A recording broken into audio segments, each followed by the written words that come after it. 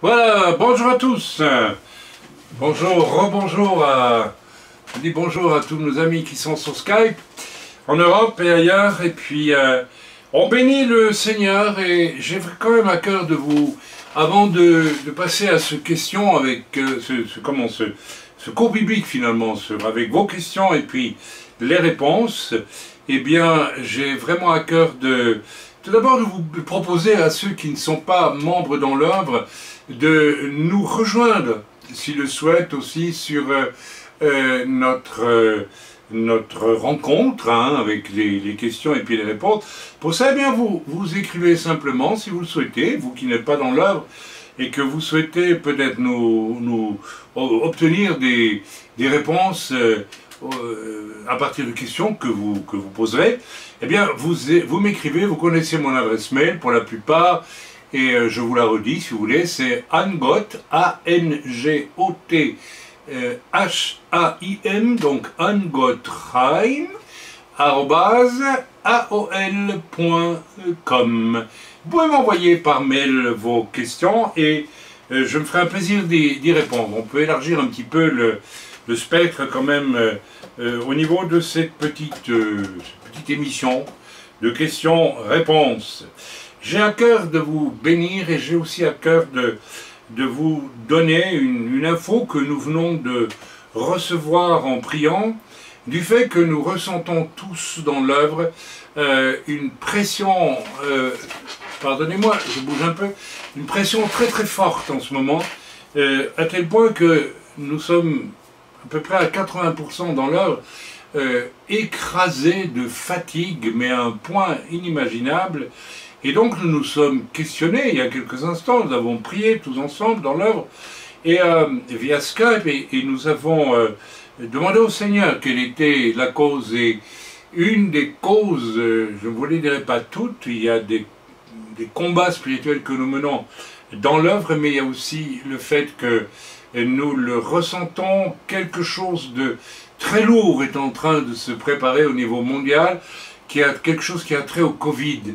Alors, il ne serait pas impossible qu'on nous annonce une nouvelle déferlante d'un Covid, différent du Covid-19, et je ressens pour ma part que tout cela n'est pas très clair dans ses sources, et je crois qu'il y a suffisamment de débats, il y a suffisamment de sites où l'on peut aller écouter des gens très intéressants, connaisseurs, des scientifiques, des médecins, pas besoin de citer les noms, on les connaît tous, qui nous mettent, qui éveillent dans notre esprit le fait qu'il y a quelque chose de très étrange avec ce Covid et tout ce que ça a généré, le confinement, les masques, les vaccins, etc., etc. Ici, en Israël, il faut le reconnaître, on assiste à quelque chose de très grave, vraiment de très grave, parce qu'on sent une détermination politique. Mais qu'est-ce qu'il y a derrière le politique? Je me pose même plus la question, je me doute qu'il y a quelque chose pour à tout prix vouloir forcer les gens à se faire vacciner. Et la phase actuelle d'oppression, elle en est au stade de culpabiliser, mais réellement culpabiliser les personnes qui veulent sagement attendre un petit peu avec ce vaccin dont tout le monde sait. Tout le monde sait, même les pro-vaccins le disent eux-mêmes, qu'on ne sait pas du tout ce que ce vaccin va engendrer comme résultat, comme conséquence à moyen, à court ou à long terme. Donc c'est quand même une folie quelque part que de vouloir absolument l'imposer à tous. Et pour ma part, je me pose des questions. Pourquoi ce forcing? Quel est le but? Quel est le véritable but dans tout cela? Je ne veux pas ici faire figure de conspirationniste, mais à la fin, ça devient un titre de noblesse que d'être appelé conspirationniste, parce que me faire croire qu'il n'y a pas derrière tout ça quelque chose qui n'est pas très clair, non, c'est pas possible, c'est évident. Donc, nous vivons vraiment, alors, les effets de cette culpabilisation de ceux qui sont prudents avec le vaccin, eh bien, sont très clairs, c'est que leur entourage finit par les rejeter. Nous vivons ici dans un building où il y a des pro-vaccins et des anti-vaccins, et c'est triste de voir que des gens qui s'aimaient beaucoup, qui s'appréciaient, qui s'invitaient les uns chez les autres, qui échangeaient, qui étaient des gens sympathiques en général, avec toujours là où les deux exceptions qui confirment là et qui en ont toujours partout, eh bien tout à coup ces gens ne se parlent plus, ou se regardent de travers, ou bien ont une attitude presque agressive. Alors on sent vraiment, c'est une véritable, c'est un des mots supplémentaires, des mots qui sont apparus dans nos sociétés, partout dans le monde, les divorces, les confinements avec les conséquences psychologiques, voire d'ordre psychiatrique finalement, puisqu'il y a des suicides, il y a des problèmes énormes, des enfants qui ne sont plus scolarisés, un chômage qui grimpe partout, où le Covid fait l'objet, n'est-ce pas, de toutes ces mesures, et puis carrément une tragédie, une véritable tragédie, puisque ce sont les classes moyennes dans tous nos pays occidentaux, y compris Israël, qui sont en train de disparaître, de s'effondrer. Alors, je ne vous refais pas le bilan de tout ce que vous avez déjà entendu à la télévision et partout, mais je pense malheureusement que nous allons voir venir une phase encore plus dure, et probablement une nouvelle version d'un nouveau Covid. C'est ce que je crois et je ressens en priant. Donc je crois qu'il est bien qu'on soit prévenu, parce que là, il y a vraiment une offensive spirituelle qui est en train de se préparer, et nous en sentons les effets spirituels. Peut-être que vous qui allez écouter ce message, plutôt cet échange ce soir, avec des questions et des réponses autour de la Bible, peut-être que vous le ressentez vous aussi. Je suis sûr que beaucoup parmi vous ressentent cette ténèbre qui croisse partout sur la terre. Et bon, bien, nous allons garder le cap. Nous restons fermes dans nos mentalités, dans notre mental, dans nos positions. Nous gardons notre communion avec le Seigneur qui nous permet de traverser tout ça et de ne pas divorcer, de ne pas nous suicider, de ne pas avoir des dégâts psychologiques ou psychiques graves. Je remarque que nous qui prions en tout cas, et dans l'œuvre je ressens la même chose aussi, nous sommes à l'abri de tout cela, et nous sommes à l'abri aussi de la maladie, puisque dans l'œuvre en tout cas, jusqu'à présent, aucune personne n'a été atteinte par le Covid. Je sais que des chrétiens sont en Israël atteints par le Covid. Bien, je ne vais pas m'étaler là-dessus, pourquoi eux et pas nous. En tout cas, je constate que jusqu'à présent, personne parmi nous n'a été atteint par le Covid. Et je vois ça comme un signe extrêmement positif. Et je vous encourage aussi à rester dans une communion étroite avec le Seigneur pour garder votre joie et votre paix dans ces temps. Et surtout une communion étroite avec le Seigneur en écoutant beaucoup le Seigneur. Samuel Le Gac nous a donné Shabbat dernier un message que je trouvais formidable, qui était pourquoi n'entres-tu pas par la porte?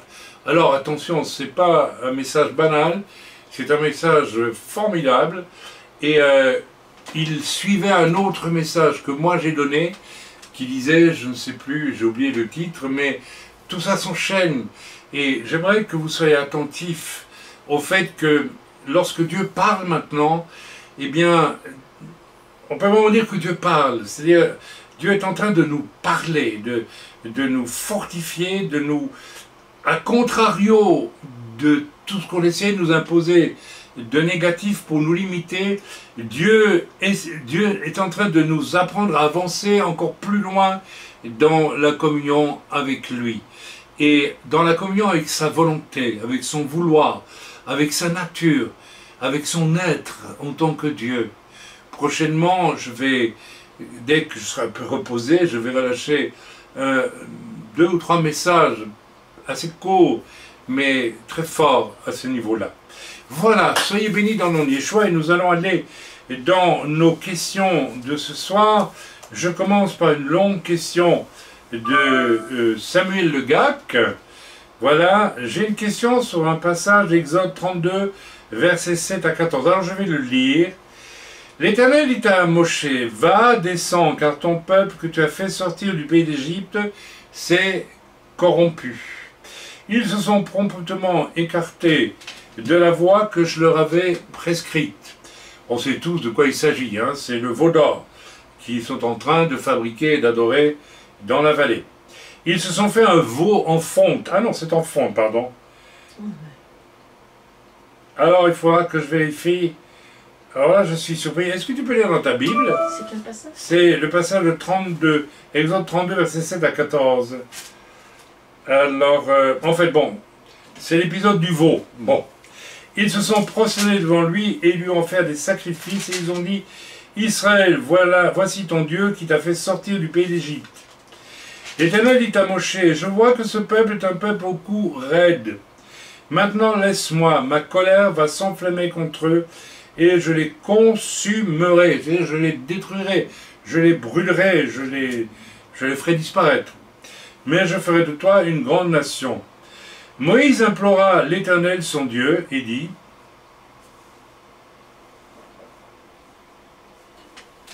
pourquoi, ô Éternel, ta colère s'enflammerait-elle contre ton peuple que tu as fait sortir du pays d'Égypte par une grande puissance et par une main forte? Pourquoi les Égyptiens, diraient-ils, c'est pour leur malheur qu'il les a fait sortir, c'est pour les tuer dans les montagnes et pour les exterminer de dessus la terre. Reviens de l'ardeur de ta colère, repens-toi du mal que tu veux faire à ton peuple. Souviens-toi d'Abraham, d'Isaac et d'Israël, tes serviteurs, auxquels tu as dit en jurant par toi-même, je multiplierai votre postérité comme les étoiles du ciel, je donnerai à vos descendants tout ce pays dont j'ai parlé, et ils posséderont à jamais, ils le posséderont à jamais, et l'Éternel se repentit du mal qu'il avait déclaré vouloir faire à son peuple. Est-ce que tu as trouvé le passage? Oui, moi, ici dans ma Bible, c'est ils se sont fait un veau en métal fondu. Mais il faudrait voir en hébreu. Hein. Bon, écoutez, voilà, alors c'est ce qu'on appelle habituellement le veau d'or, quoi. Maintenant qu'il a été en métal fondu, il faudrait qu'on voit en hébreu, on n'a pas le temps ce soir. Enfin, vous connaissez l'épisode, hein, donc on ne va pas chipoter sur ça ce soir. Vous irez voir et puis vous allez voir dans vos originaux en hébreu pour ceux qui les possèdent. Nous irons voir, je vous donnerai la réponse. C'est en or. Hein. Voilà, donc, alors Samuel m'écrit, tout d'abord je voudrais déjà attirer votre attention sur la prière de Moshe. Alors c'est une prière très particulière. Il dit, pourquoi, ô Éternel, ta colère s'enflammerait-elle contre ton peuple que tu as fait sortir du pays d'Égypte par une grande puissance et par une main forte? Ok, pourquoi les Égyptiens, diraient-ils, c'est pour leur malheur qu'il les a fait sortir. C'est pour les tuer dans les montagnes et pour les exterminer dessus la terre.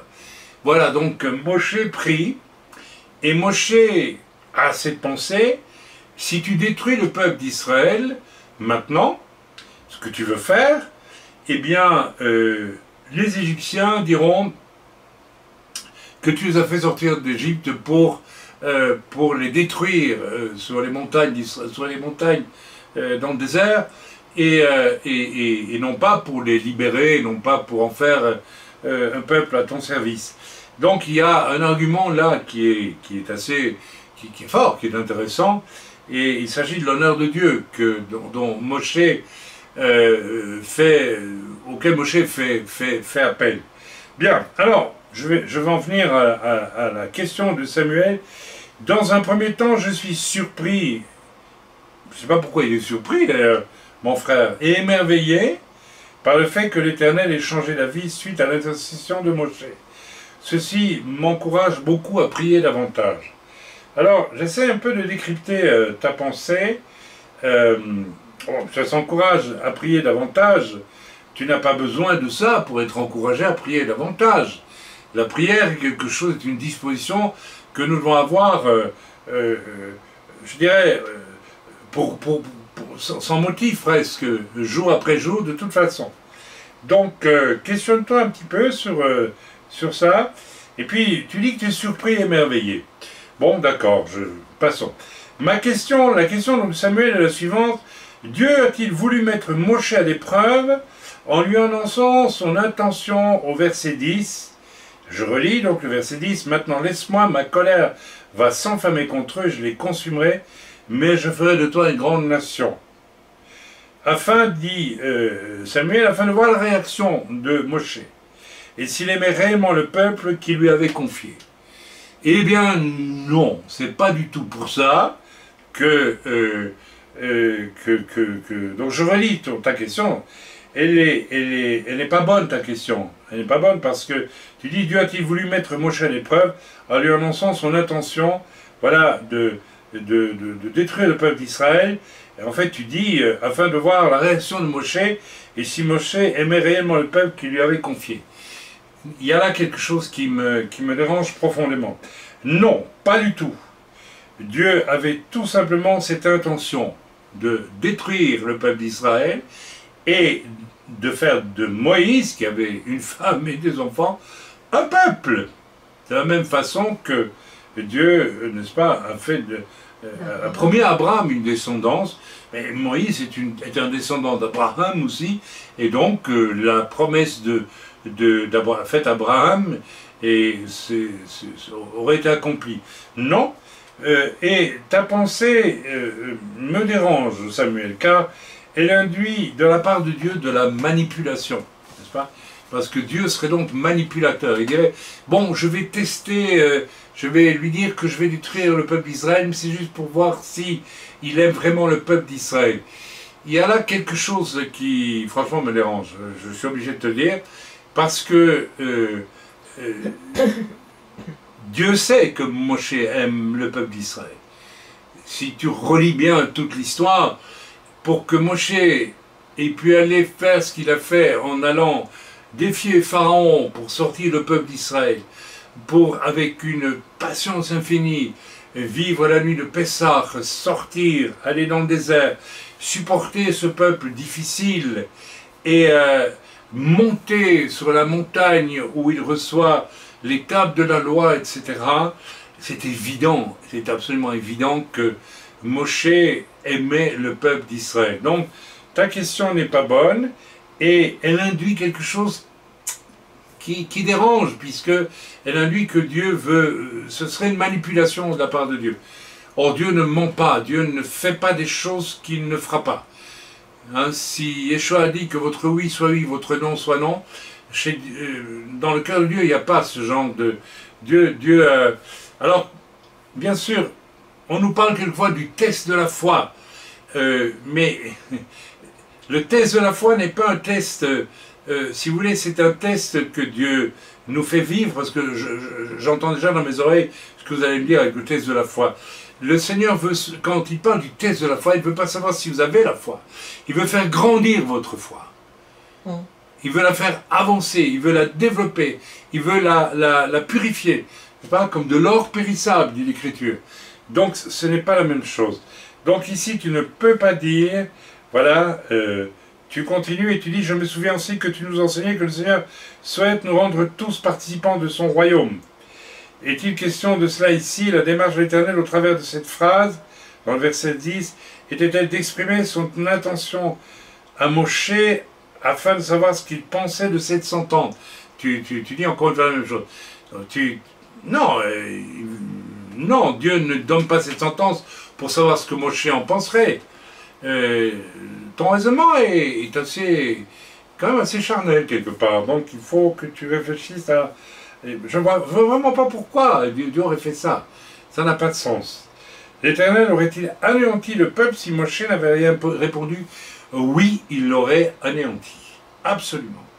Donc il n'y a absolument pas un test ni une manipulation pour voir si Moshe aimait le peuple, etc. Non, Dieu dit que, parce que Dieu est outré par ce qu'a fait Israël, alors que Moshe redescend de la montagne avec les tables de la loi, ou c'est peut-être la deuxième version des tables de la loi, non, c'est la première. Ok, donc évidemment, évidemment que voilà, donc je crois que j'ai répondu. Voilà, tu me dis, j'ai lu le commentaire de MacArthur sur le verset 14, mais ces questions persistent dans mon esprit. J'espère que maintenant les questions ne sont plus dans ton esprit. Alors, je ne... Voilà. L'Éternel se... Alors, 32, le commentaire de MacArthur. Je le trouve compliqué, et je le trouve... je ne l'aime pas, je vous dis franchement. Il dit la supplication de Moshe pour que Dieu change d'avis et s'apaise, porte du fruit, parce que Dieu, dit-il, s'était contenté de prononcer une menace de jugement sans le décréter. Non, écoutez, c'est pas vrai. Donc, il fait ici, donc MacArthur dit, une intention divine n'est pas un décret divin immuable. Alors, il parle des décrets prononcés avec serment, en Genèse 22, 7, 18, Psaume 110, 4, où les déclarations catégoriques de ne pas changer ni fléchir, n'est-ce pas, dans Jérémie, dans Ézéchiel, dans Zacharie, n'est-ce pas, sont inconditionnels. Il lit celui qui les prononce à la ligne de conduite qui les annonce, quelle que soit la situation et la réaction des auditeurs. Les simples déclarations d'intention, en revanche, conservent un caractère conditionnel, ne contraignent pas celui qui les prononce à faire ce qu'il annonce. Je ne suis pas d'accord avec ce que dit MacArthur. Je dis franchement, il ne dit pas, n'est-ce pas, relisons, l'Éternel dit à Moshe, je vois que ce peuple est un peuple au cou raide. Maintenant, laisse-moi, mon intention est que ma colère s'enflamme contre eux et éventuellement de les consumer. Là, ça serait conditionnel, mais il ne dit pas cela. Il dit, laisse-moi, laisse-moi. Ça veut dire, ne dis rien, laisse-moi faire. Laisse-moi faire. Ma colère va s'enflammer contre eux. Alors oui, d'accord, on ne peut pas dire ma colère s'enflamme contre eux. Ma colère va s'enflammer contre eux. Et je les consumerai. Mais je ferai de toi une grande nation. Moïse implora l'Éternel son Dieu. Alors là, il y a une petite porte ouverte quand même. Petite, mais je ne lui donnerai pas l'emphase que donne Samuel. Ma colère va s'enflammer contre eux et je les consumerai. On pourrait penser, quand l'Éternel dit ma colère va s'enflammer, peut-être qu'il pense que Moshe va intercéder. Peut-être, mais franchement, je n'y crois pas beaucoup. Puisque l'Éternel dit laisse-moi. Donc, c'est clair, c'est impératif ici. Donc voilà, je donne ma réponse. Le commentaire de MacArthur, ben voilà, peut-être qu'il a raison, hein, peut-être que j'ai tort, mais quand je lis le texte, c'est quand même assez clair. Maintenant, laisse-moi, ma colère va s'enflammer contre eux, et je les consumerai, je les détruirai, et je ferai de toi une grande nation. Moïse implora l'Éternel, son Dieu. Et alors, il a un argument formidable, bien sûr. Il dit, si tu es détruit maintenant, alors, eh bien, c'est très, très extraordinaire tout ce qui se passe là. Parce que finalement, Moshe trouve un argument qui va faire que Dieu va se retenir de sa colère. Vous savez, tout au fond, quand on lit les jugements de Dieu sur Israël, ou les jugements de Dieu sur l'humanité, depuis la chute jusqu'à aujourd'hui, on sent très bien que c'est vraiment à contre-cœur que Dieu le fait. Mais ici, c'est la sainteté de Dieu. Rendez-vous compte, pendant que Moshe était en train de recevoir l'étape de la loi, s'il vous plaît, eh bien, le peuple construisait une idole pour l'adorer, n'est-ce pas, là-bas. Donc, il y a vraiment quelque chose qui est en relation avec la sainteté de Dieu.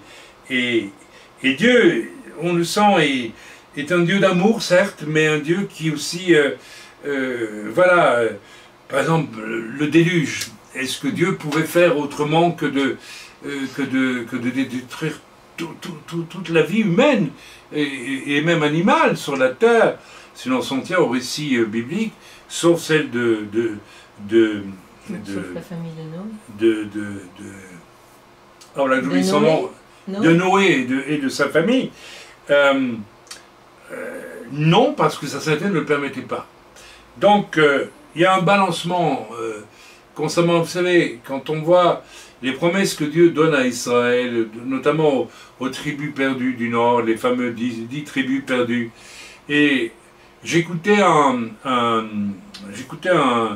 reportage sur les gitans. J'aime beaucoup les gitans et je les connais bien, puisque j'ai eu le bonheur de prêcher parmi eux pendant plusieurs années, à une époque en France, et à la frontière espagnole aussi, et d'être initié un peu par une famille gitane à des choses qui m'ont stupéfié, parce que en réalité, j'ai retrouvé dans les choses qu'ils m'ont expliquées, qui n'expliquent pas à tout le monde, des choses qui sont nettement abrahamiques, c'est-à-dire qui appartiennent vraiment à des traditions que l'on retrouve dans le peuple juif. C'est assez extraordinaire, c'est assez... Et j'ai la conviction que ce peuple est, n'est-ce pas, que le peuple gitan fait partie d'une tribu ou de plusieurs tribus perdues.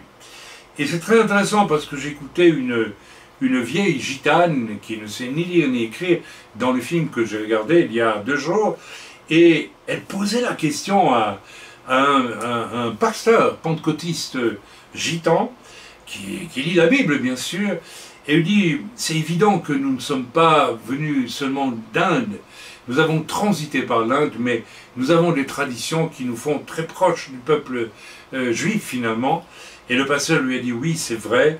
Mais alors elle posait la question, c'est très intéressant, pourquoi est-ce que nous ne savons pas, avec des éléments concrets très forts, je veux dire, historiques, que nous venons d'Israël?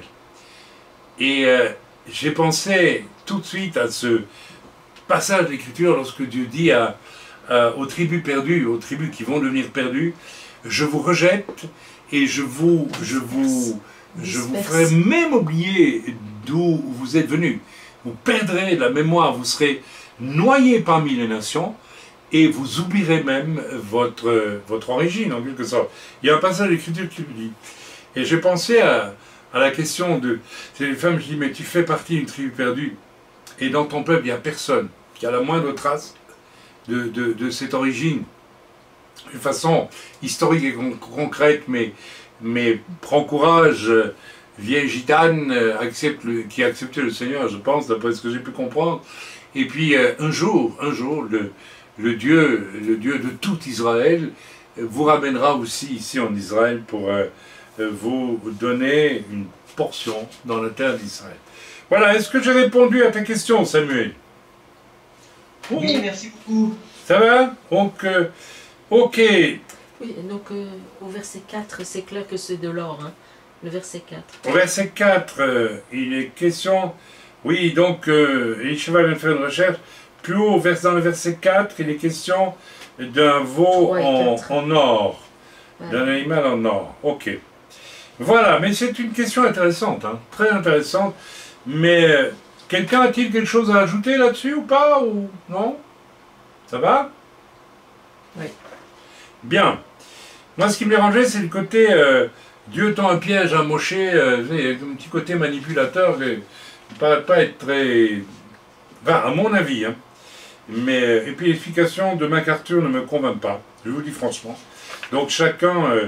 Alors, j'ai à présent une question de Brigitte. Bonjour Brigitte. 1 Corinthiens 3, 15 à 17. Si l'œuvre de quelqu'un est consumée, il paiera sa récompense pour lui. Il sera sauvé, mais comme au travers du feu. Ne savez-vous pas que vous êtes le temple de Dieu et que l'Esprit de Dieu habite en vous? Si quelqu'un détruit le temple de Dieu, Dieu le détruira, car le temple de Dieu est saint et c'est ce que vous êtes. Et tu me poses la question, pourquoi enchaîne-t-il sur la destruction du temple de Dieu qui est en vous, avec les versets 16 et 17? Donc nous allons aller voir le contexte. Alors c'est une bonne question, et je vais y répondre dans 1 Corinthiens. Donc, j'avais vu quelque chose d'intéressant dans le commentaire de MacArthur à ce sujet-là. Vous voyez, donc, il faut aller lire vos commentaires. Donc 1 Corinthiens. Voilà, donc pourquoi est-ce que Dieu... Donc je peux relire le passage. Hein, c'est dans 1 Corinthiens 3, 15 à 17. Nous l'avons lu, n'est-ce pas? Ok.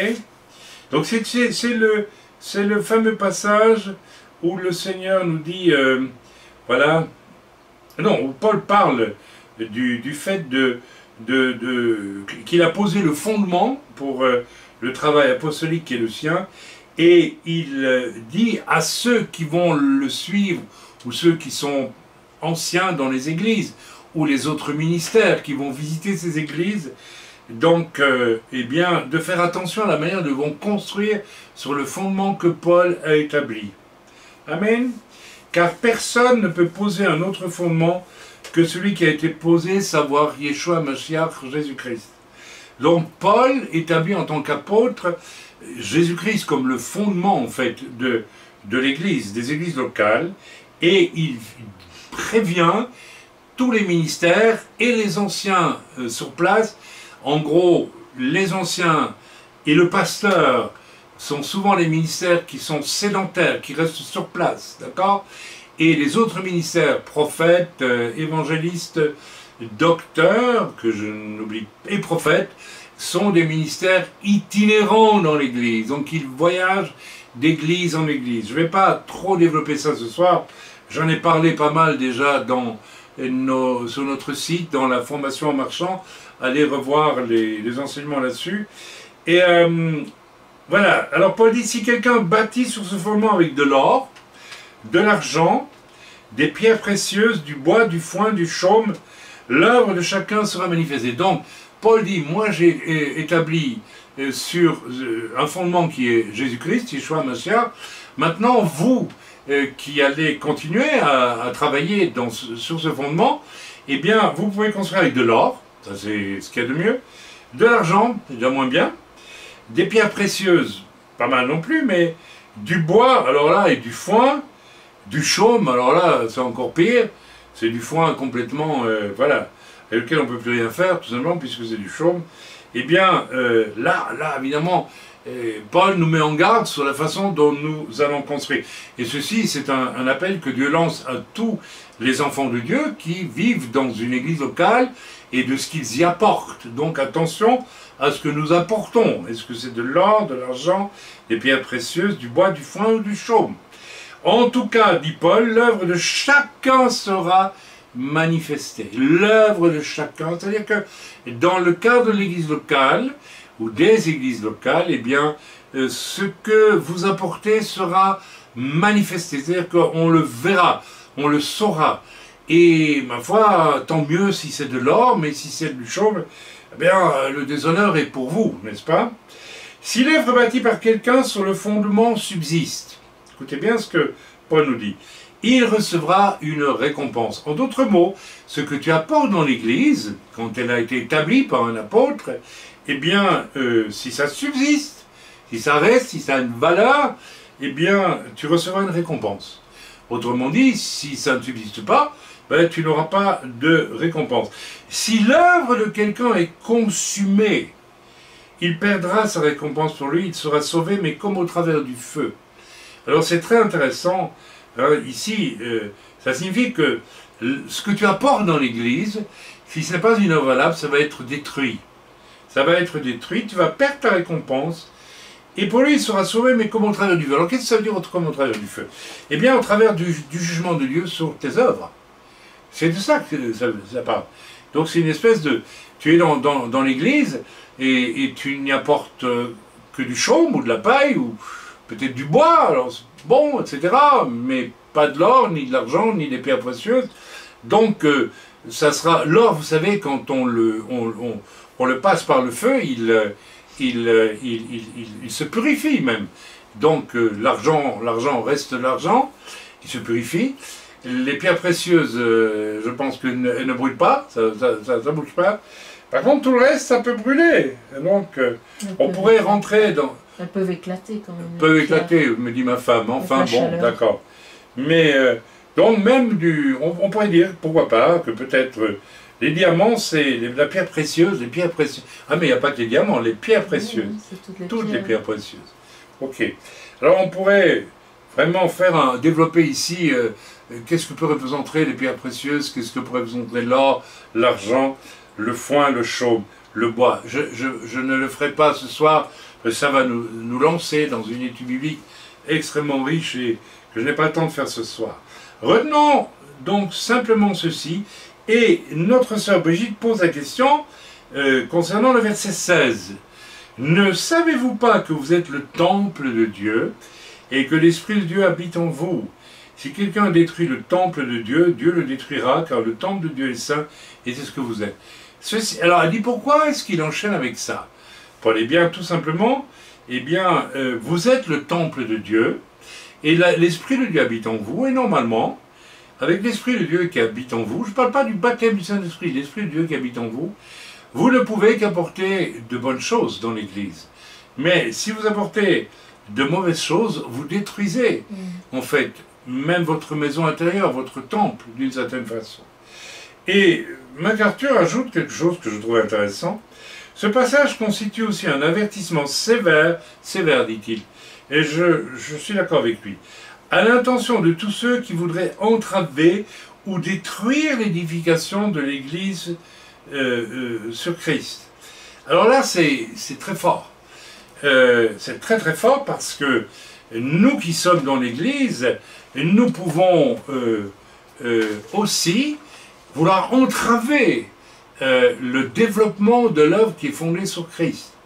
Comment est-ce qu'on entrave le développement? Eh bien, vous savez, j'ai connu il y a des années, ici en Israël, un homme extrêmement jaloux, extrêmement orgueilleux, qui était jaloux tout simplement de moi,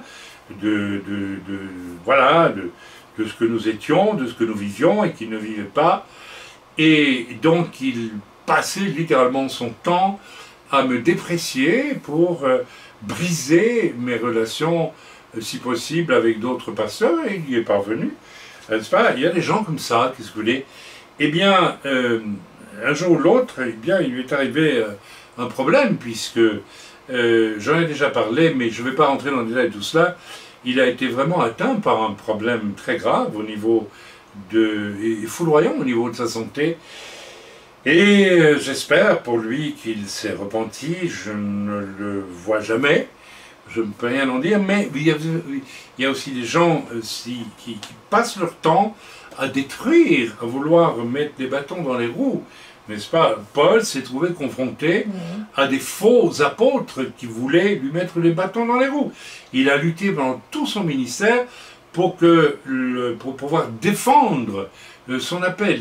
Il y avait autour de lui vraiment beaucoup de jalousie, beaucoup d'envie et un fort désir de l'évincer, de le détruire dans son ministère.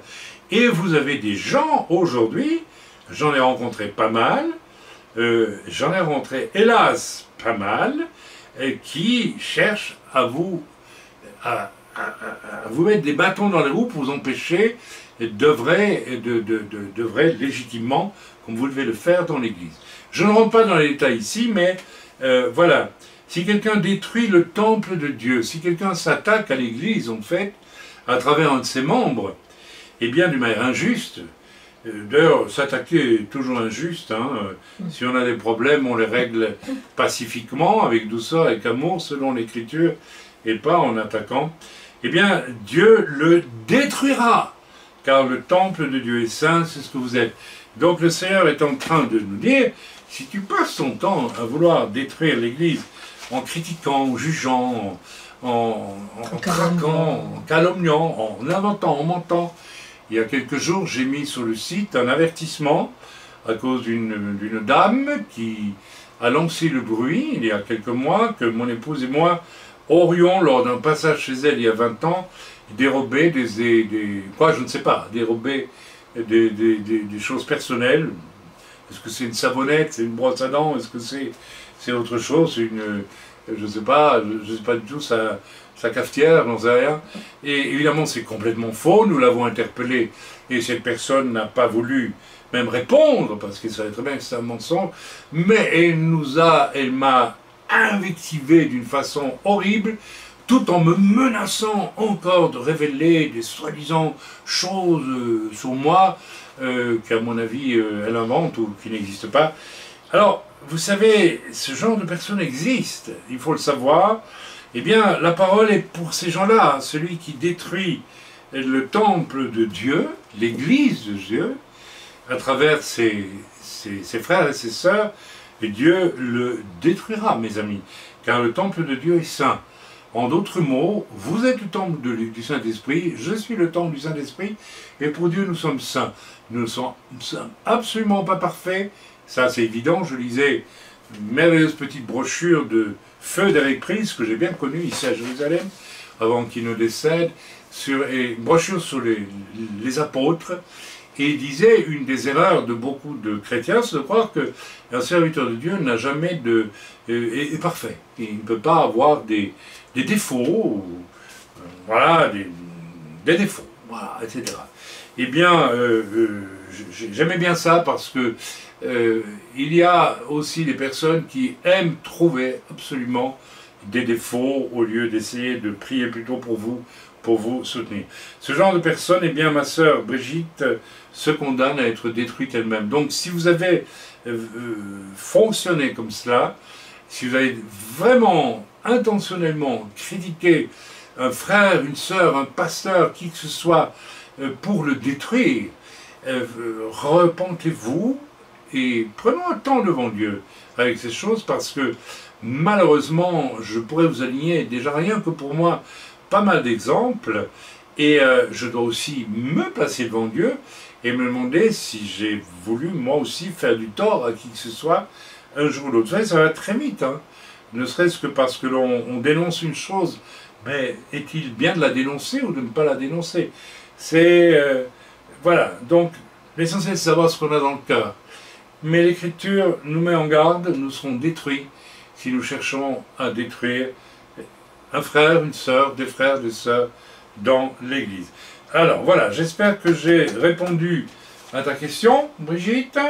Tu es satisfaite? Oui, oui, c'est bien. Ah, c'est bien.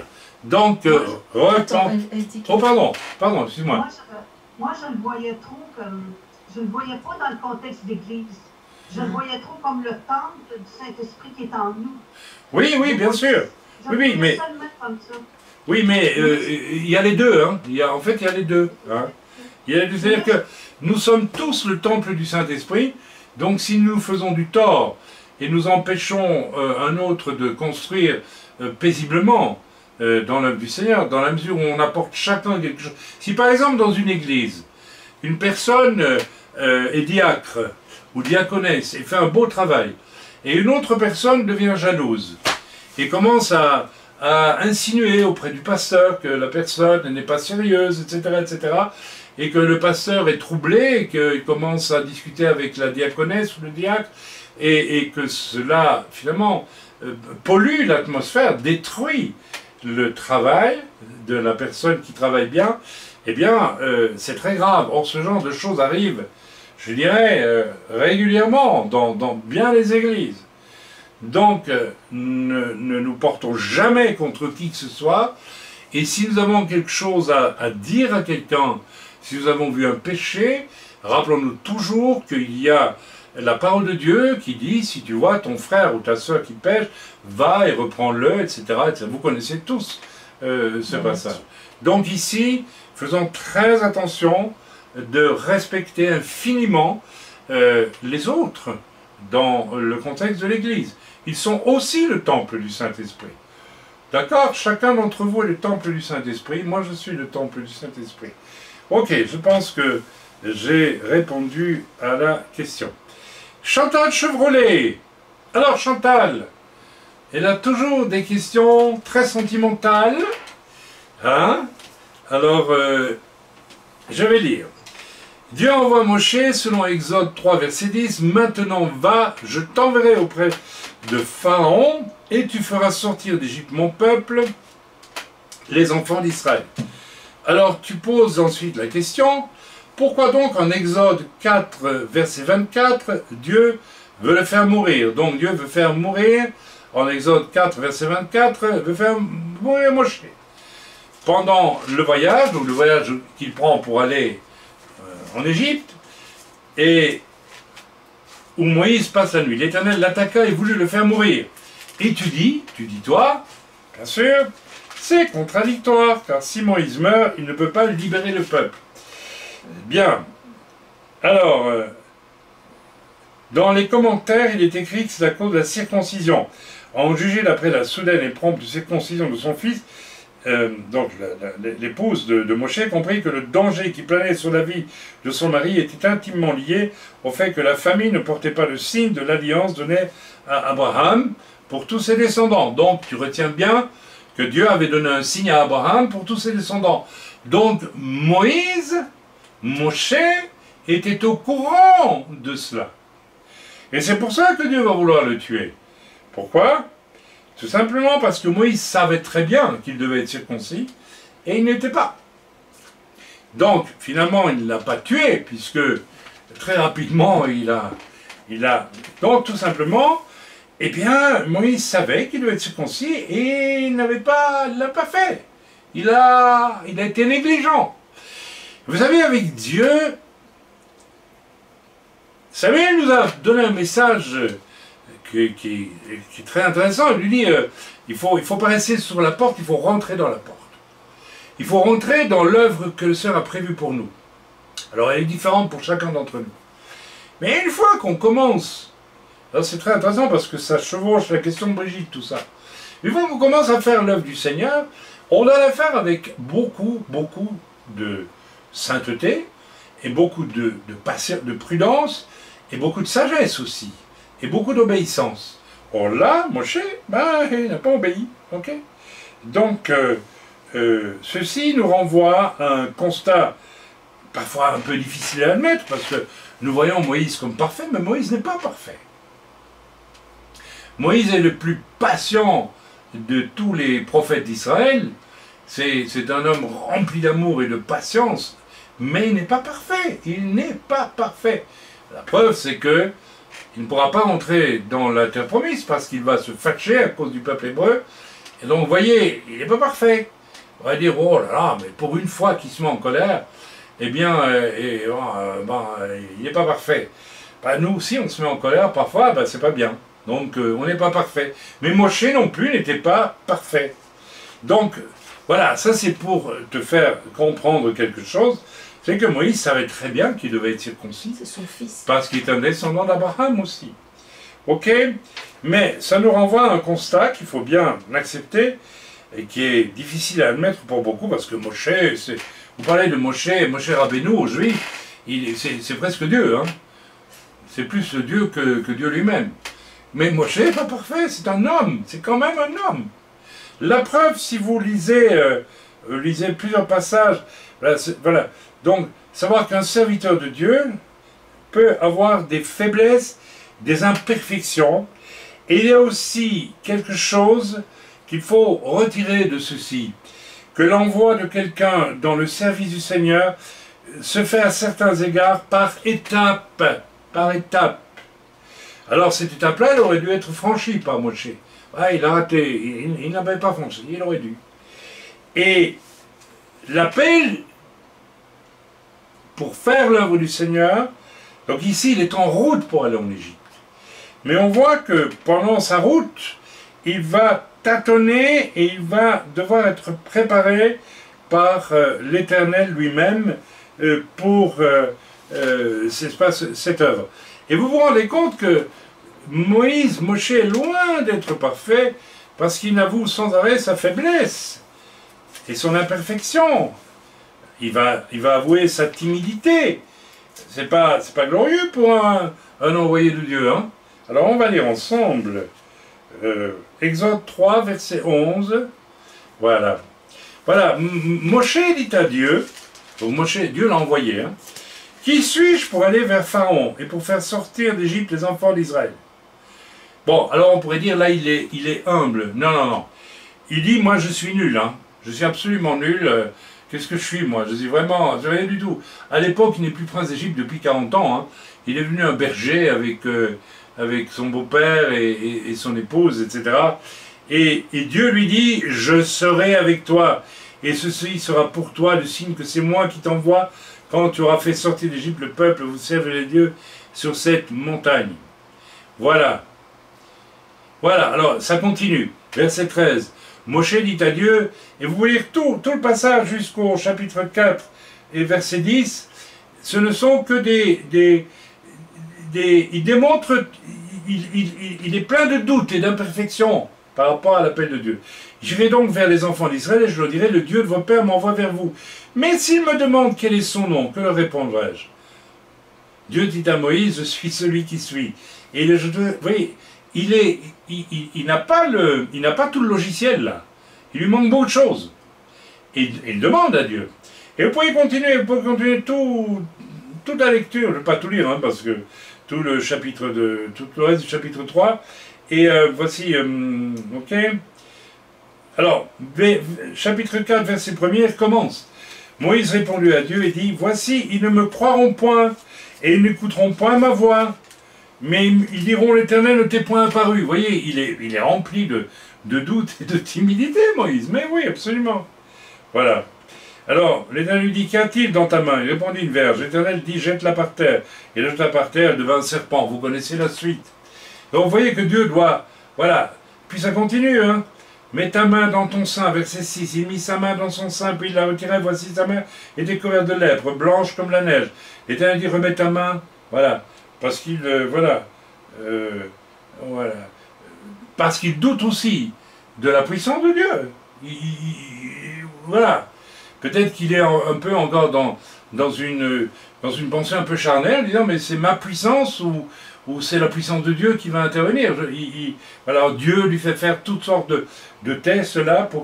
Et là on arrive au verset 10.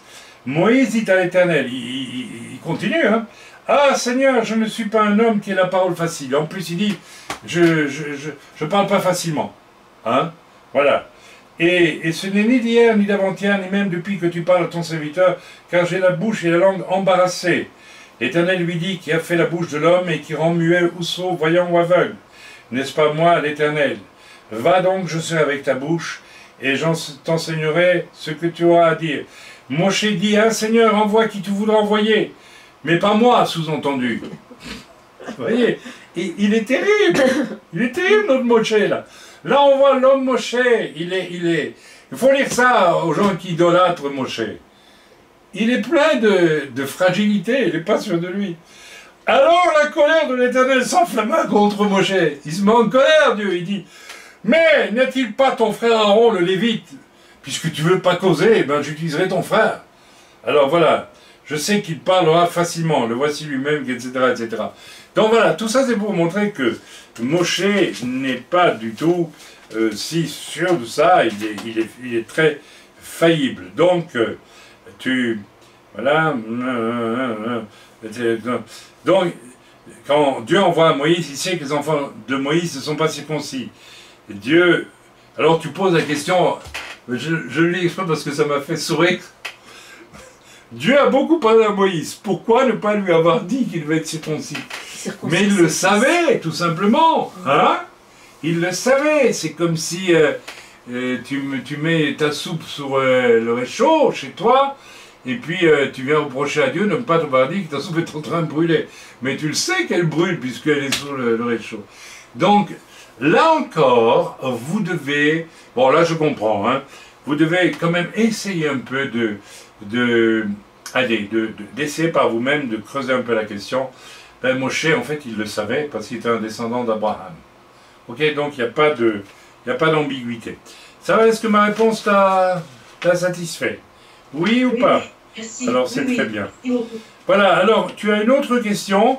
En Genèse 1, verset 5, il est écrit, Dieu appelait la lumière jour, et il appela les ténèbres nuit. Ainsi, il y eut un soir et il y eut un matin, ce fut le premier jour. Normalement, nous dis-tu, moi j'aime bien les questions de Chantal, elles sont amusantes. Pardonne-moi, mais c'est amusant, quoi. Hein, tu dis, normalement on commence une journée en se levant le matin. Ah oui, ça c'est vrai, il n'y a pas de souci. Il y en a qui se lèvent à midi, mais c'est peut-être pas l'idéal. D'accord? Tu te lèves à quelle heure, toi, Chantal, le soir? Ah bon? À midi, 1h, 2h, 3h? Non, tu te lèves le matin quand même. Voilà, ok. On commence une journée en se levant le matin et on l'a fini, dis-tu, en allant se coucher le soir. Pas le contraire. Pourquoi bibliquement on commence la nouvelle journée le soir, comme c'est le cas en Israël et nulle part ailleurs? À mon avis, dis-tu. C'est bien. Alors, je vais aller chercher mes notes. Je vais te répondre. Attends une seconde. Voilà, donc, eh bien, tout simplement, on a déjà largement parlé de ce sujet plusieurs fois, n'est-ce pas, à l'occasion des Shabbats et des nouvelles lunes, etc., etc., etc. Eh bien, tout simplement, le peuple d'Israël est le peuple qui commence, lui, la journée à la fin du jour précédent, le soir, n'est-ce pas? C'est tout simplement une humilité que Dieu demande au peuple d'Israël. Tu commences ta journée avant qu'elle ne commence, en réalité, d'un point de vue solaire, du point de vue du lever du soleil. C'est pour te maintenir dans l'humilité. Ok, alors que dans les nations, les nations commencent le jour, elles sont, oui, alors, c'est pour ça que le peuple d'Israël fonctionne avec un calendrier solilunaire. Et c'est important aussi, je ne vais pas rentrer dans tous les détails du pourquoi soli et lunaire, soleil et lune. Il y a aussi le fait que le soleil est une image de Dieu et que la lune est une image du peuple d'Israël dans ce cas-là. Donc c'est le peuple qui appartient à l'Éternel. Et s'il commençait sa journée comme les nations, quand le soleil se lève, ce serait un signe d'orgueil. D'accord? Donc les nations utilisent le calendrier solaire, c'est-à-dire qu'elles se projettent dans une vision glorieuse d'elles-mêmes. Tandis que le peuple d'Israël est astreint à l'humilité. Et pourtant, c'est le peuple qui est à la base le plus proche de Dieu, puisqu'il est élu. Donc c'est très intéressant de voir que on peut... Oui, pardonnez-moi, j'ai dit zut parce que j'ai laissé tomber toutes mes feuilles. On peut retirer des leçons de ça, que si tu veux être proche de Dieu, sois humble, mais ne te prends pas trop au sérieux. Par exemple, voilà. Donc, voilà, il y a beaucoup de choses qu'on peut dire à partir de là. Hein. Donc, est-ce que j'ai répondu à ta question de manière satisfaisante? Oui, bien. Merci beaucoup. Alors, voilà, ben, je te remercie pour le merci. Ça fait plaisir d'entendre quand on dit merci. Hein. C'est vrai. Merci Chantal, donc c'était une bonne question. Ok, alors, je vais continuer mes questions. Alexandre et Maëva, ma question concerne la ville de Jéricho, ainsi que l'année 0 du calendrier hébraïque. Alors, je vais lire la question. Je m'explique. Cette question me paraît autant biblique qu'historique, et je dirais même plus, elle concerne aussi Chaim, si Chaim me permet. Ben oui, bien sûr. Il essaie de me tendre un piège. Il dit que je vais le faire avoir, là. Il dit non. Je m'explique. Non, je le chambre, moi. La ville de Jéricho est la première conquête des Israélites sous la direction de Josué. Le récit biblique nous dit comment les murailles de la ville s'effondrèrent, ou s'effondrent après que les prêtres eurent tourné 7 fois. Non, c'est tout le peuple d'Israël. Hein. C'est les Lévites. Je pense que c'est les Lévites et tout le peuple d'Israël. Pas seulement. On va voir. Peut-être c'est seulement les Kohanim, mais ça m'étonnerait. Pendant 7 jours, autour de la ville en sonnant du chauffard. Tout cela est ok, tout est bien clair, aucun problème. Mais ma question concerne la ville de Jéricho et à son origine. L'année hébraïque d'aujourd'hui est 5780. Alors, on va y venir. Hein. Me concernant, je pense qu'Adam et Ève ont vécu à l'année 0 du calendrier hébraïque. A priori, le Talmud de Babylone ou de Bavli nous date Adam et Ève, effectivement, en moins 5650 avant Yeshua. Celui de Yerushalayim date Adam et Ève en moins 4004 avant Yeshua environ. Bon, c'est la confusion hein, dans les Talmuds. Quant à la ville de Jéricho, les historiens la datent d'après les archéologues à moins 9000 ans avant notre Seigneur. Donc, si les deux Talmuds situent l'un le début, au fond, de l'humanité en 5780 et l'autre en 4004, si j'ai bien... Oui, voilà. Comment se fait-il que la ville de Jéricho ait existé 9000 ans avant? Donc, c'est pas avant, donc environ quelque chose comme 4000, 5000 ans avant. Donc, voilà. Voilà. Les historiens nous communiquent donc ces informations concernant Jéricho, et Chaim évoque lui aussi les mêmes informations dans son livre. Vous avez dit prophète, à la page 204 de son livre. Ma question est la suivante. Comment bibliquement pourrait-on considérer qu'il y aurait eu des hommes à cette époque avec a priori une intelligence certaine pour bâtir ces bâtiments, et certainement aussi une vie en communauté, utilisant même peut-être le verbe qui s'est... Ben oui, bien sûr, il parlait, c'est sûr. Il y a environ moins 9000 ans avant notre Seigneur, alors que la Bible nous situe à Noël, il y a environ 5780 ans, selon le calendrier hébraïque. Même si les deux Talmuds, eux, annoncent 5650 ou 4004, avant notre Seigneur, nous sommes loin avec les moins 9000 avant Yeshua, etc. Que pensez de tout cela? Alors, je vais te répondre. Je vais aller chercher... parce que j'avais déjà répondu à cette question, mais je n'avais pas eu l'occasion d'y répondre. Voilà. Alors, d'abord, plusieurs choses. En fait, on ne peut pas répondre à cette question. Je vais d'abord vous introduire dans une dimension très particulière. L'Écriture nous dit qu'un an est comme 1000 ans. Dieu n'est pas soumis au temps. Dès lors, les 5780 années ne sont peut-être qu'un repère. J'aimerais vraiment vous introduire dans une dimension, et puis je vais répondre de manière beaucoup plus concrète, hein, rassure-toi. La question qu'il faut se poser, qu'est-ce que le temps, hein? Et là, je fais référence à Einstein, qui a introduit une réflexion sur la notion du temps, hein, dans ses recherches, et qui tombe sous le sang, d'ailleurs.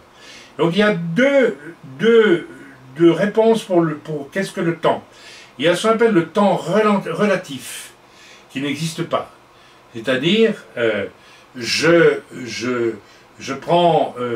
découpe la journée en 8 heures. On démarre à 8 heures, on finit à 16 heures. Je dis, voilà, c'est un temps relatif. Parce que ça n'existe pas. Il y a pas le temps n'existe pas. Le temps existe parce qu'on met des limites aux choses. Un début, une fin, mais en soi, le temps est comment je dirais, pas une aberration, c'est une abstraction. Allez me chercher un jour au magasin pour m'en ajouter un à ma vie. C'est pas possible, ça n'existe pas. Il y a aussi le temps choisi, avec un commencement et une fin. Ok? Les deux peuvent se rejoindre. Donc, dans les 5781, n'est-ce pas, il n'y a en fait qu'un repère temporel, ok, et il faut le considérer comme ça. Maintenant, attendez, je continue parce que je n'ai pas fini. Voilà. Maintenant, concernant les vérités scientifiques des archéologues, j'y viens là maintenant, il faut vraiment être très prudent. Bien sûr que les archéologues récemment ont identifié que Jéricho serait la plus vieille ville du monde et qu'elle aurait été construite il y a 9000 ans. Mais, vous savez, les valeurs archéologiques sont absolument aléatoires. Il faut savoir qu'en archéologie, une chose qui est dite aujourd'hui, on a quelque chose de très différent dans 5 ans ou dans 10 ans. Donc on peut pas, on est obligé, on ne peut pas se fier à ça de manière absolue. Vous n'étiez pas là, moi non plus, il y a 9000 ans, pour voir celui qui a mis la première pierre de Jéricho. Et les archéologues, c'est pas des sciences exactes, l'archéologie. C'est les sciences les plus exactes possibles, mais pas exactes non plus. En plus, il faut tenir compte du fait d'une chose, c'est que c'est la même chose en histoire. C'est complètement impossible d'écrire un livre d'histoire objectif. Ce n'est pas possible.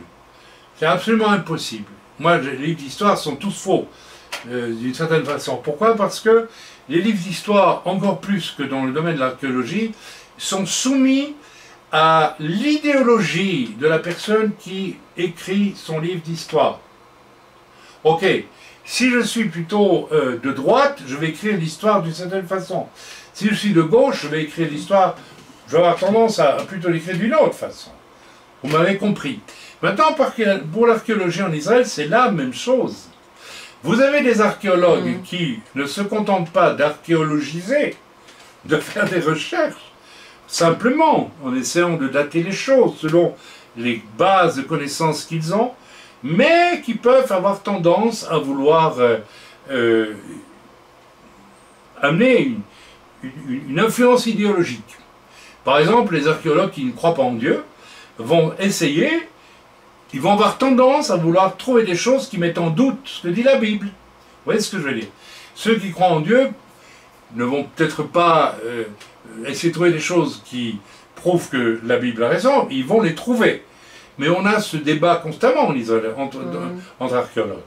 Donc, on ne peut pas se fier à ce que disent les archéologues maintenant. Maintenant, concernant, n'est-ce pas, les fameux 5650 ou 4004 selon les différents Talmuds, donc il y a le Talmud de Babylone et puis le Bavli, donc, et puis il y a l'autre, d'accord? Celui de Jérusalem. Je les connais. À une époque, j'avais commencé à les lire, mais bon, j'ai arrêté parce qu'il y a trop de choses qui sont là-dedans qui nous feront perdre du temps. Il faut le reconnaître honnêtement. Hein. Donc, alors, là aussi, il ne faut pas l'oublier, on est sur des calculs d'hommes, de rabbins. C'est pas du tout, voilà, on ne peut pas se fier à ça. Hein. Donc, il y a eu d'ailleurs des découvertes qui ont été faites par certains autres rabbins qui infirment notamment les fameux 5650. Et il voudrait que l'on soit beaucoup plus proche des 6000 en réalité, ce que moi je crois, puisque voilà, le 6000, le 6000 devrait inaugurer le Shabbat Shabbaton, c'est-à-dire le grand Shabbat après le retour du Seigneur. Voilà, donc on ne peut pas répondre vraiment à cette question.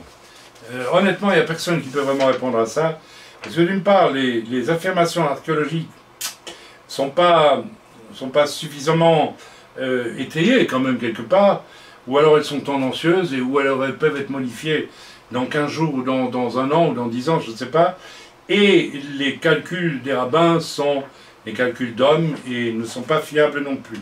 Voilà, j'espère que j'ai répondu à la question, Alexandre. Oui, c'est même très bien.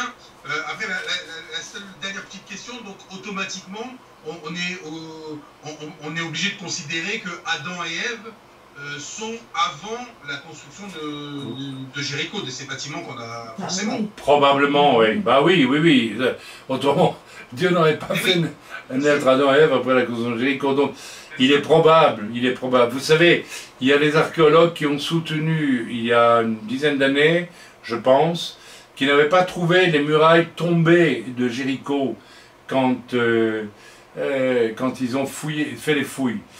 Bah écoutez, nous savons qu'il y a eu une parole de malédiction qui a été relâchée sur celui qui reconstruirait Jéricho, donc ces murs. Or, il y a quelqu'un qui l'a fait à l'époque du roi Akab, et à mon avis, vous savez, puis il a subi la malédiction, mais à mon avis, il a pu très bien relever les murailles, tout simplement. Donc, vous voyez, les archéologues, j'ai suivi un reportage là-dessus où vraiment l'archéologue en question, c'est une femme, et on voyait qu'elle était absolument décidée à dire que la Bible n'est pas juste, quoi. Donc, on peut pas... Voilà, on peut pas, personne, à mon avis, personne ne peut honnêtement répondre à cette question. C'est impossible. Donc, oui, probablement que Jéricho a été construite après. Donc, voilà. Bien, donc, voilà. Je continue. Question concernant le verset de Romains 8, 26. Alexandre, toujours, pardon. Il nous a dit, ça c'est une question intéressante. Et il nous a dit dans la parole que seul Yeshua intercède pour nous auprès du Père, notamment dans Jean 14, puis dans 1 Timothée, ainsi que 1 Timothée 2, 5, ainsi que dans Actes 4, 11, 12. Cependant, un verset et certains commentaires que j'ai cherchés disent que le roi Hagodesh lui-même intercède aussi. Dans Romains 8, 26, il est dit « Et de même aussi l'Esprit vient en aide à notre faiblesse. » Mais attention, vous voyez, c'est là qu'il faut vraiment faire attention quand on lit. Et vraiment, pour moi c'est plus facile, j'ai du recul. Vous en aurez un jour aussi. Car nous ne savons pas ce que nous devons demander pour prier comme il faut. Vous voyez, déjà là, on a le contenu de ce qui est mis dans la casserole. Car nous ne savons pas ce que nous devons demander pour prier comme il faut. Mais l'Esprit lui-même intercède par des soupirs inexprimables. Alors, Voilà, donc, cher ami, avant de faire parvenir ma question, j'essaie de trouver la réponse en cherchant notamment avec le commentaire de la Bible noté, assez détaillé, mais qui ne répond pas directement à ma question, puis le commentaire du sérieux bon chrétien et non catholique, God, question, orgue, si sérieux dans ses commentaires qui disent seul le Fils et le Saint-Esprit peuvent intercéder devant le trône du Père. Et même le commentaire de MacArthur dit que l'œuvre de Roi Kodesh est parallèle au ministère d'intercession du Seigneur Yeshua pour les croyants. Tout ça est vrai. Amen. Je t'avoue que je m'y perds un peu. Toutefois, dis-tu, je sais que l'Esprit Saint n'est pas une personne. Là, c'est faux. L'Esprit Saint est Dieu. Le Père est une personne, le Fils est une personne, l'Esprit Saint est une personne. Ce n'est pas une force, attention. Ce n'est pas quelque chose vous voyez, c'est une personne. C'est une personne. Dieu le Père, Dieu le Fils, Dieu le Saint-Esprit. Donc ça, c'est très important de le souligner ici, parce que pour beaucoup de gens, le Saint-Esprit est une puissance, une force. Non, il est Dieu, pas comme Jésus est Dieu, ni comme le Père est Dieu, mais il est Dieu, autant il est Dieu dans le divin, Dieu Echad, comme le Père l'est, comme le Fils l'est, il l'est aussi. Ok? Bien. Maintenant, que signifie... Mes deux questions sont, l'Esprit Saint intercède-t-il auprès du Père pour nous? Que signifie soupir inexprimable? Voilà, alors, non, il exprime, voilà, alors, voilà, Yeshua et le Saint-Esprit ont deux fonctions différentes. La prière que nous faisons vers le Père se fait au nom de Yeshua, parce qu'il est dit dans l'Écriture Yeshua a une fonction d'avocat auprès du Père. Il plaide directement notre cause auprès du Père. Le diable vient nous accuser d'avoir péché. Yeshua dit, mais mon sang précieux a coulé pour lui. Il s'est repenti, c'est fini, on ne peut plus l'accuser. Yeshua, donc, plaide. Ok? Ce n'est pas la position du Saint-Esprit qui nous aide, lui, à exprimer les choses indicibles à travers notamment la prière en langue. Les choses qu'on n'arrive pas à formuler. Et je reviens sur Romains 8, 26, et dit, et de même aussi l'Esprit vient en aide à notre faiblesse. D'accord? L'Esprit vient en aide à notre faiblesse. Il y a un moment, on ne sait plus, régulièrement, moi je prie en langue parce que je ne sais plus où j'en suis, où je bute sur un obstacle. Ce soir, on a prié tous ensemble, et on a demandé au Seigneur le pourquoi de cette oppression. Ben Dieu, le Saint-Esprit, nous a répondu. On a eu les réponses. C'est le Saint-Esprit. D'accord? Mais nous n'avons pas... voilà. Donc, il est venu à notre secours. Ok? Donc, c'est très différent. Si vous continuez la suite du verset Romains 8, 26, j'espère que je me fais comprendre. Car nous ne savons pas ce que nous devons demander pour prier comme il faut, parfois. Parfois, on sait. Parfois, on ne sait pas. Mais souvent, on ne sait pas, hein? Mais l'Esprit lui-même intercède par des soupirs inexprimables. Donc, l'Esprit lui-même intercède par des soupirs inexprimables. Il intercède par des soupirs inexprimables en nous pour nous révéler les raisons pour lesquelles nous prions et que nous n'avons pas touché. Est-ce que je me fais comprendre? C'est une fonction différente. On pourrait croire qu'il prie comme Jésus, mais ce n'est pas la même chose. C'est absolument différent. Yeshua, nous le prions. On ne prie jamais le Saint-Esprit. Attention. On ne prie pas le Saint-Esprit. Le Saint-Esprit est là et il intercède par des soupirs inexprimables et il nous révèle par là la pensée de Dieu sur une situation. Donc on prie Dieu au nom de Yeshua et on ne prie pas le Saint-Esprit. Est-ce que j'ai répondu à la question? Oui, oui. C'est comme quand tu nous dis priez et laissez-vous guider par l'Esprit. Voilà, exactement. C'est exactement ça. D'où évidemment l'intérêt d'être baptisé aussi du Saint-Esprit. Et j'espère que quand je vais revenir la prochaine fois, je vais prier pour tout le monde. Et même ici, on a des petites jeunes qui devraient être baptisées du Saint-Esprit. Voilà. Alors, quelle heure est-il? Il est 9h15. On continue encore un petit peu, non? Non? D'accord? Encore une. Encore une. Arnaud. Voilà. Alors, c'est une question avec une longue réponse. Alors je vais peut-être la laisser pour la prochaine fois, s'il ne m'en veut pas trop. Tu m'en veux... Non, allez, je vais le faire, allez, tant pis. Dans Exode 32, lorsque tu compteras, donc je cite, les enfants d'Israël pour en faire le dénombrement, chacun d'eux paiera à l'Éternel le rachat de sa personne, afin qu'il ne soit frappé d'aucune plaie lors de ce dénombrement. Alors, attendez que je vois, parce que j'ai pris toutes sortes de notes. Voilà. Nous lisons que les Israélites dans le désert devaient payer un rachat de leur personne.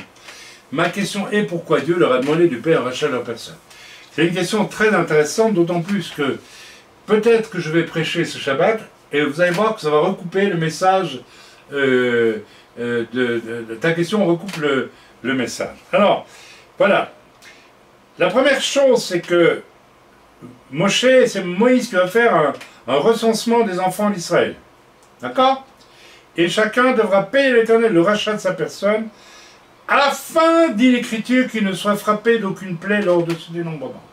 Donc ça veut dire que, pendant le dénombrement, un Israélite peut être frappé d'une plaie. Pourquoi est-ce qu'il peut être frappé d'une plaie? Parce qu'il est impur. Parce qu'il n'est pas en ordre avec Dieu. Donc si on dénombre le peuple d'Israël, on dénombre ce qui appartient à Dieu. Vous comprenez ce que je veux dire? On dénombre ce qui appartient à Dieu.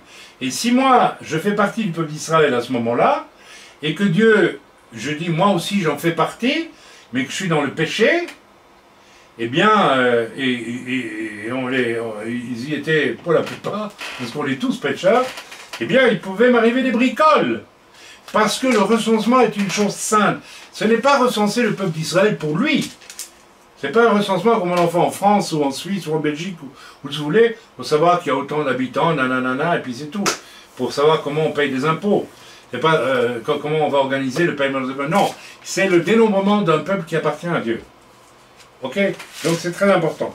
Alors pour éviter que la personne ne soit frappée, eh bien l'Éternel dit, tu rachètes ta vie. C'est-à-dire c'est une façon de dire je reconnais que je suis impur et indigne, et que je risque des bricoles, mais c'est ça que ça veut dire ce rachat. Ça veut dire ne me tue pas. Est-ce que vous me suivez ou pas? Je sais qu'il faut avoir une pensée un peu orientale pour comprendre ça, mais c'est ça c'est le sens profond. D'ailleurs, on va retrouver ça, n'est-ce pas, dans Nombre 3, verset 11, où Dieu va dire que il demande... Tu peux me passer ta Bible, s'il te plaît, Elisheva. C'est très intéressant, hein, parce que là, on est en plein... On est en Orient, là. Hein. Alors, évidemment, on ne peut pas comprendre ces choses avec une pensée occidentale. Ok, Nombre 3, verset 11. Qu'est-ce qu'il est dit dans l'Écriture? L'Éternel parla à Moshe et dit, « Voici, j'ai pris les Lévites du milieu des enfants d'Israël. » Non, c'est pas de ça que je voulais parler. Je voulais parler d'autre chose. Je voulais parler d'un passage dans Nombre 3, verset 40, peut-être. Alors, je le lis.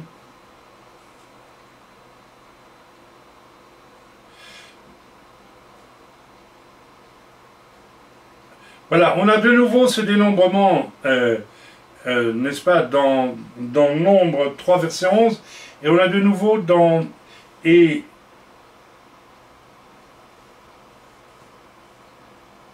voilà. Alors, je vais prêcher là-dessus, la prochaine fois je vais prêcher, dans Nombre 3, 40, Dieu dit, l'Éternel dit à Moïse, fais le dénombrement de tous les premiers-nés mâles parmi les enfants d'Israël, depuis l'âge d'un mois et au-dessus, et compte d'après leur nom, compte-les d'après leur nom. Tu prendras les Lévites pour moi, l'Éternel, à la place de tous les premiers-nés des enfants d'Israël, etc., etc. Donc, voilà, Dieu. Alors, il y a un autre passage, malheureusement, oh là là, j'ai oublié de le noter, c'est lorsque le peuple d'Israël sort d'Égypte. Eh bien, tu peux me le chercher, s'il te plaît. On va voir que Dieu aussi va demander aux Israélites de racheter le premier-né des enfants d'Israël, des aînés. Pourquoi il va le faire? C'est le même principe. Parce que la mort est passée sur tous les aînés humains et animaux du peuple d'Égypte est aussi passé au-dessus d'Israël. Et les aînés d'Israël n'ont pas été atteints par la mort. Donc ils appartiennent à Dieu. Donc, et ils ne sont pas nécessairement parfaits. Donc Dieu dit, il faut que vous rachetiez votre aîné. Vous comprenez? C'est le même principe. Donc c'est une manière de dire, ok, vous n'avez pas été tué par la mort, alors que les Égyptiens l'ont été, et vous m'appartenez. Vous devez être un peuple saint. Et que vous n'êtes pas saint, vous devez racheter votre vie, en quelque sorte. C'est la même chose. Est-ce que vous me suivez ou ne me suivez pas? C'est c'est spécial, mais c'est très intéressant. Voilà. Je ne vais pas m'étendre plus, mais je vais en parler probablement lors du prochain message, parce qu'il va déboucher sur une exhortation solennelle, parce que, bon, je ne vais pas dévoiler le message maintenant, je dévoilerai quand je prêcherai. Milena, j'aimerais connaître ton point de vue concernant la repentance. Dans 2 Timothée 2, verset 25, il doit redresser avec douceur les adversaires, donc il est question de qui là?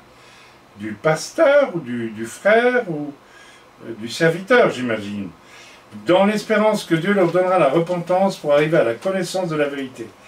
Essayez quand vous donnez des références, de donner vraiment le contexte, hein, parce que je ne comprends pas trop là. C'est 2 Timothée combien? 2 Timothée 2, verset 25. Bon, je sais de quoi il est question, mais là, vous voyez, c'est un peu, ça manque d'introduction. Et Matthieu 3,2, il disait, repentez-vous quand le royaume des cieux est proche. Ici, il s'agit de Jean-Baptiste. Alors, tu dis ceci, Milena, une fois il est écrit dans 2 Timothée que c'est Dieu qui donne la repentance, et une autre, il nous est demandé de nous repentir, et dans le commentaire de 2 Timothée 1 de MacArthur, il est écrit qu'une repentance authentique ne peut se produire que par la grâce souveraine de Dieu, car sans la grâce, tout effort d'humain se révèle vain. Je me posais la question, pourquoi Jean-Baptiste appelle à la repentance? Il c'est Dieu qui donne la repentance. Et comment arriver à une vraie repentance si c'est Dieu qui donne le vouloir le faire selon Philippiens, car c'est Dieu qui produit en vouloir le faire selon son bon plaisir. Alors, je vois que tu es un peu angoissé, un peu inquiète avec ça, hein, j'imagine. Alors, simplement, j'essaie maintenant de relire toutes mes notes que j'avais prises il y a déjà presque un mois. Voilà. En fait, ce sont 2 passages qui disent des choses différentes. Oui, c'est bien par grâce que Dieu donne le désir de se repentir et le pardon, et il le donne d'autant plus qu'il voit qu'on le cherche. D'où l'exhortation de Jean-Baptiste. Repentez-vous, en espérant que ça suscite dans le cœur des Juifs qui viennent au Yarden pour se faire baptiser, le fait de chercher à se repentir. Ok? Voilà. Voilà. Par contre, si tu lis Philippiens 2,13, que je ne dise pas de bêtises, alors peut-être tu peux chercher, il faut lire ça depuis le verset 12. Et si tu l'avais lu, si tu avais cité depuis le verset 12, tu verrais que, voilà, ceci s'adresse non pas à des gens qui ne sont pas encore sauvés, mais à des gens sauvés. Amen. Ok? Donc, Philippiens 2, 12, tu peux me lire, s'il te plaît? Tu peux me le lire, ma femme va me le lire. Ainsi, mes bien-aimés, comme vous avez toujours obéi, mettez en œuvre votre salut avec crainte et tremblement, non seulement comme en ma présence, mais bien plus encore maintenant que je suis absent. Car c'est Dieu qui produit en vous le vouloir et le faire selon son bon plaisir. Donc ici, Dieu produit en vous le vouloir et le faire selon son bon plaisir, mais il s'agit de cœur, d'âme, de conscience, de gens rachetés. On est bien d'accord. C'est absolument différent. Ça n'a pas de rapport direct. Voilà. Voilà. Je pense que... Donc, ce sont 2 choses différentes. Hein. Voilà. Le 2 Timothée 2, verset 25. Voilà. Ça s'adresse aussi à des... Peut-être tu peux me lire le passage. 2 Timothée 2, verset 25, mais un peu plus haut. 2 Timothée 2, 25. Il ne faut pas qu'un serviteur du Seigneur ait des querelles, il doit au contraire être affable pour tous, propre à enseigner et doué de patience. Il doit redresser avec douceur les adversaires dans l'espérance que Dieu leur donnera la repentance pour arriver à la connaissance de la vérité, Voilà. etc. Donc, mais c'est la même chose ici. Donc, il est question de redresser avec douceur les adversaires.